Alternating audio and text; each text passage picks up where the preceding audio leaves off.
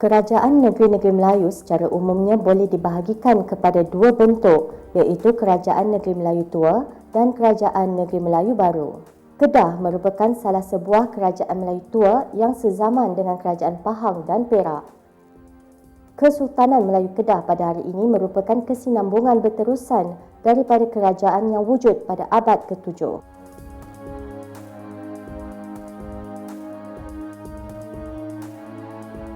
Terdapat dua sumber mengenai penerimaan agama Islam di negeri Kedah. Mengikut hikayat Merung Mahawangsa, Raja Kedah Merung Mahawangsa menganut agama Islam dan memakai gelaran Sultan Muzaffar Shah. Mengikut catatan daripada Al-Tarikh Salasilah Negeri Kedah pula, Raja Kedah Maharaja Derbar Raja adalah raja pertama yang memeluk agama Islam pada tahun 1136. Baginda juga memakai gelaran Sultan Muzaffar Shah.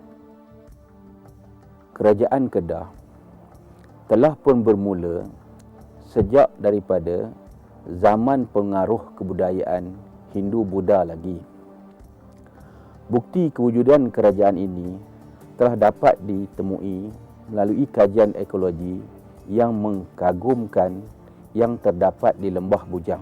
Setelah kedatangan Islam bermula dengan pemerintahan Sultan Muzaffar Shah I yang memerintah 1137 hingga tahun Masihi 1176. Sultan Muzaffar Shah ini diperakui oleh beberapa sumber sebagai Sultan Kedah yang pertama memeluk agama Islam. Hikayat Merung Mahawangsa, Sultan Muzaffar Shah ini ada hubung kaitnya dengan Kesultanan ataupun Kerajaan Siam. Al-Tarikh Salasilah Kedah pula, Sultan Muzaffar Shah ini ada hubung kaitnya dengan Kerajaan Rom. Sultan Kedah yang ada pada hari ini adalah merupakan satu warisan berterusan sejak daripada tahun 1136. Jadi sehingga kepada hari ini, Sultan Kedah hari ini merupakan Sultan Kedah yang ke-27. Kerajaan Melayu Kedah di sebelah utaranya pernah melempasi sampai ke kawasan Ranong di segenting Kera, selatan Thailand hari ini. Di sebelah selatannya melempasi kawasan di Lembah Kurau di negeri Perak pada hari ini. Di kawasan pedalaman bersempadan dengan Kerajaan Melayu Patani di kawasan banjaran Gunung Singgora Kedah. Penaklukan Siam terhadap Kedah pada tahun 1821, wilayah di sebelah utara Kedah diperakui sehingga sampai ke kawasan Sungai Terang, iaitu di kawasan selatan daripada Pulau Phuket hari ini.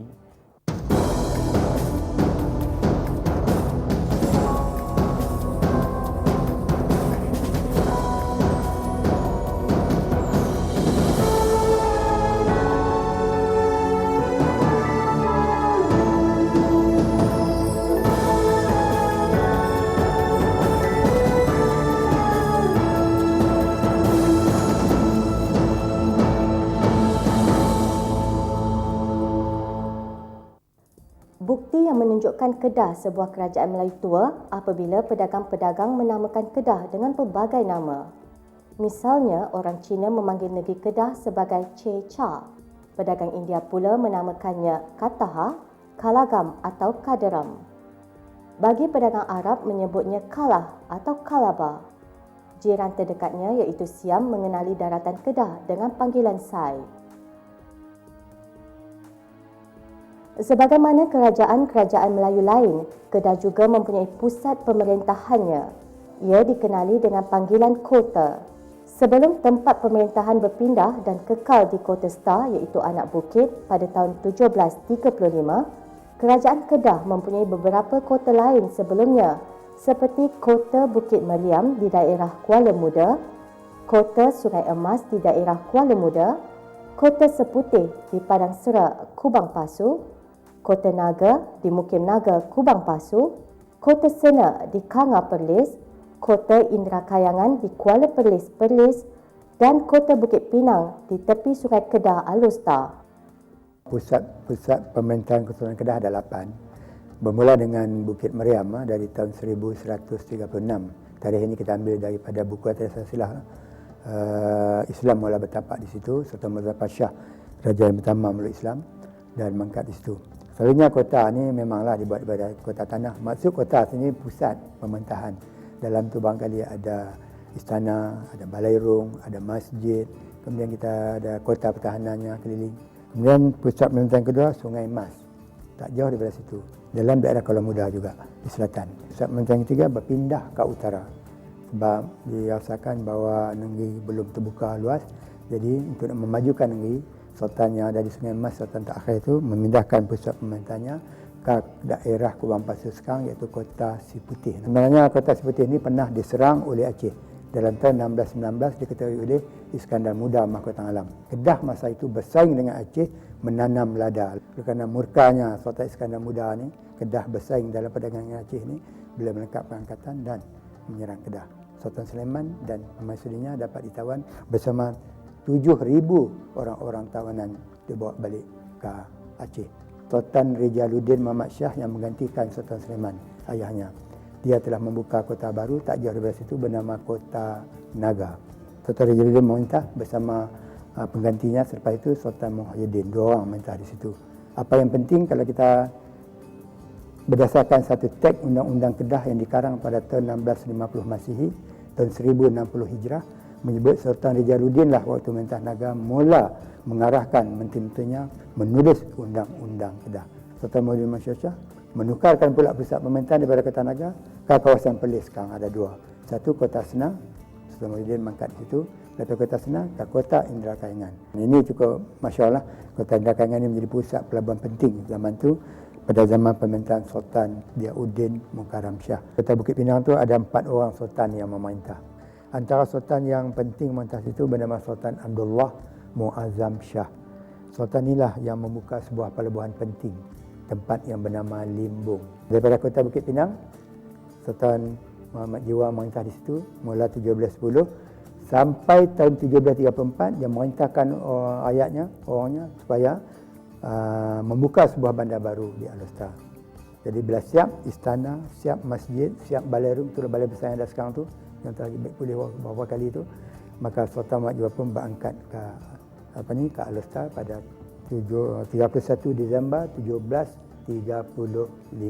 Kedah kaya dengan pelbagai hasil pertanian, hutan, galian dan laut. Pelabuhan yang strategik juga menarik minat para pedagang luar seperti Arab, Parsi, India, Sri Lanka, China dan Barat. Kedah berkembang seawal abad ke-13 sebagai sebuah pusat perkembangan Islam dan pelabuhan bagi pedagang Arab dan Parsi.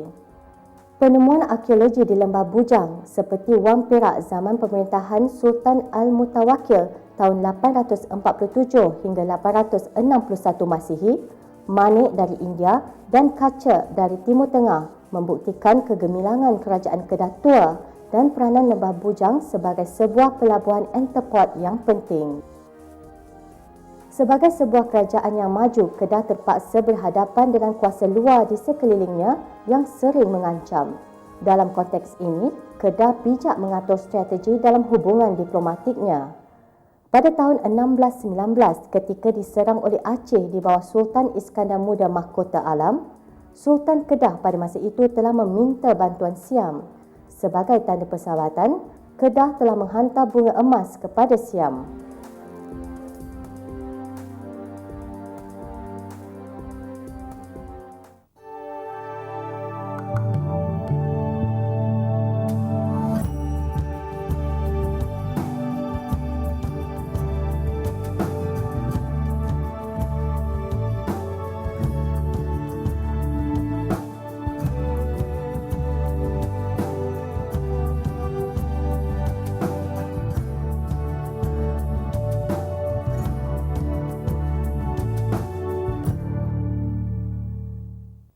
Menghantar bunga emas ini bagi tujuan persahabatan antara jiran dengan jiran.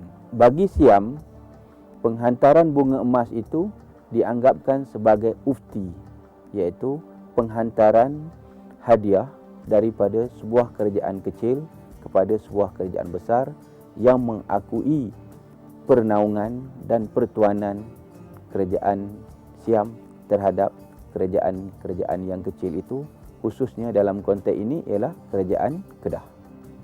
Jadi di sini kita dapat lihat ada perbezaan persepsi ataupun tanggapan terhadap penghantaran bunga emas itu. Bagi kerajaan Melayu merupakan pemberian daripada kerajaan sahabat kepada kerajaan sahabatnya yang lain. Ini kerana setelah bunga emas itu sampai ke istana Raja Siam, pihak Raja Siam pula akan membalas hantaran bunga emas itu dengan berbagai-bagai hadiah, termasuklah persalinan diraja. Pada masa yang lain, Kedah menjalinkan hubungan dengan Burma apabila Siam berada dalam keadaan lemah setelah kalah perang. Misalnya pada tahun 1767 apabila Siam dikalahkan oleh Burma. Dengan kaedah diplomasi sebegini, Kedah berupaya mengawal keselamatan negerinya daripada ancaman luar. Kerajaan Melayu juga tidak sunyi daripada masalah perebutan kuasa dan menerima ancaman luar. Keadaan yang sama berlaku di Kedah. Pada akhir kurun ke-18 dan seawal kurun ke-19, kerajaan Kedah diancam oleh kebangkitan kuasa Siam dan masalah krisis ketahtaan yang memanjang.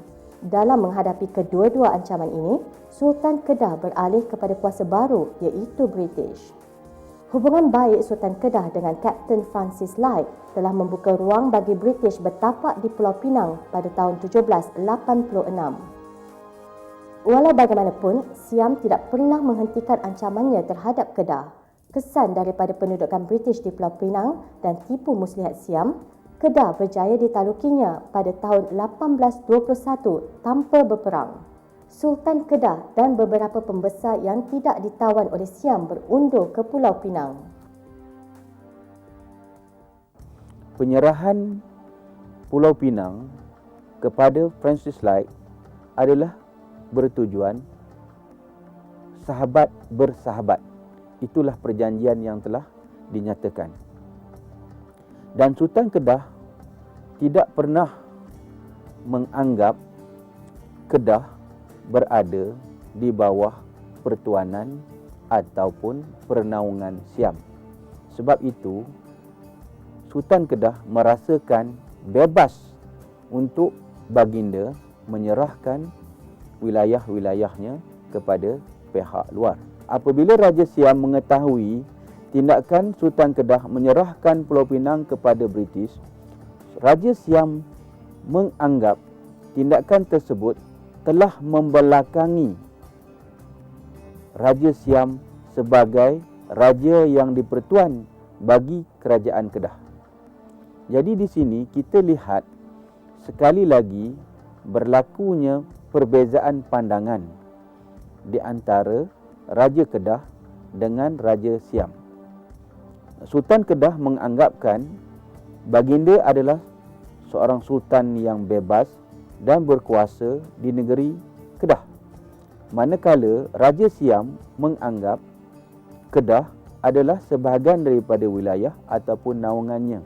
Oleh itu, apa tindak tanduk yang akan dilakukan oleh Sultan Kedah haruslah mendapat restu ataupun perkenan daripada pihak Siam. Baginda Sultan Kedah tidak pernah berputus asa untuk menawan kembali Kedah walaupun tidak mendapat sokongan dan bantuan British di Pulau Pinang. Beberapa serangan balas dan pemberontakan diatur pada tahun 1822, 1831 dan 1838. Akibatnya, tentera Siam yang mentadbir Kedah berjaya dihalau keluar sehingga ke bandar Singgora iaitu Songkhla di selatan Siam, Thailand hari ini. Sokongan penduduk setempat dan bantuan daripada kerajaan Perak, Kelantan dan Patani banyak membantu Sultan Kedah. Walau bagaimanapun, kedua-dua pemberontakan ini gagal apabila British campur tangan dengan memberi bantuan ketenteraan dan sokongan moral kepada Siam. Melalui perundingan dengan British di Pulau Pinang dan Singapura terhadap Siam dan perubahan dasar Siam di Bangkok, Kedah akhirnya dibebaskan oleh Siam pada tahun 1842. Sebagai tukar ganti, 3 wilayahnya, Perlis, Kubang Pasu dan Setul yang kini berada di wilayah selatan Siam, Thailand, diberikan kuasa memerintah sendiri dan berhubung terus dengan Siam. Keadaan ini kekal untuk beberapa lama, namun kemudiannya Perlis berubah status menjadi sebuah negeri, Kubang Pasu diserah kembali kepada Kedah dan Setul yang dikenali dengan nama Satun kekal menjadi wilayah Siam. Tanpa gangguan Siam memulihkan Kedah mencorak pentadbiran sendiri. Kekayaan hasil bumi Kedah dan perkembangan dasar penjajahan British di negeri-negeri Melayu menjadikan Kedah berada dalam senarai pilihan British. Melalui perjanjian Bangkok pada 10 Mac 1909, Kedah bersama dengan Perlis, Kelantan dan Terengganu diserahkan oleh Siam kepada British. Kedah akhirnya menjadi kerajaan Melayu yang merdeka dan negeri yang dinaungi oleh British.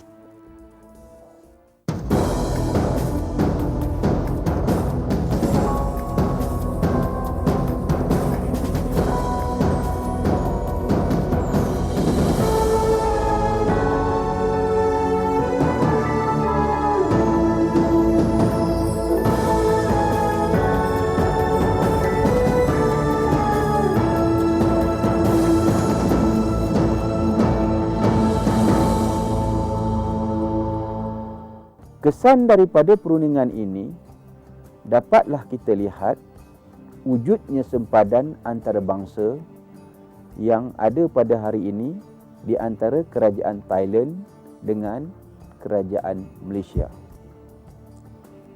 Sedangkan pada hakikat sebenarnya wilayah-wilayah yang menjadi wilayah kerajaan Melayu Kedah, kerajaan Melayu Kelantan dan juga kerajaan Melayu Perlis adalah jauh lebih ke utara lagi. Apabila Sultan Kedah mengetahui tentang perundingan antara kerajaan Siam dengan kerajaan British, baginda pernah membuat bantahan di Pulau Pinang. Namun bantahan tersebut tidak diambil sebarang tindakan oleh pihak British. Dan apabila perjanjian ini telah pun ditandatangani, baginda berusaha untuk membuat tuntutan mahkamah terhadap British. Tetapi tindakan ini tidak berjaya dan akhirnya terserahlah Kedah daripada bawah naungan Siam kepada bawah naungan kerajaan British. Daripada rentetan sejarah jelas membuktikan Kedah berupaya membebaskan dirinya daripada tekanan luar dengan menjalinkan persahabatan dengan jiran yang lebih kuat. Walau bagaimanapun, kelemahan dalam negeri memudahkan pihak luar untuk campur tangan. Sesuatu yang menarik tentang Kedah, meskipun negerinya tertawan, jurai keturunan kesultanan tidak pernah terputus.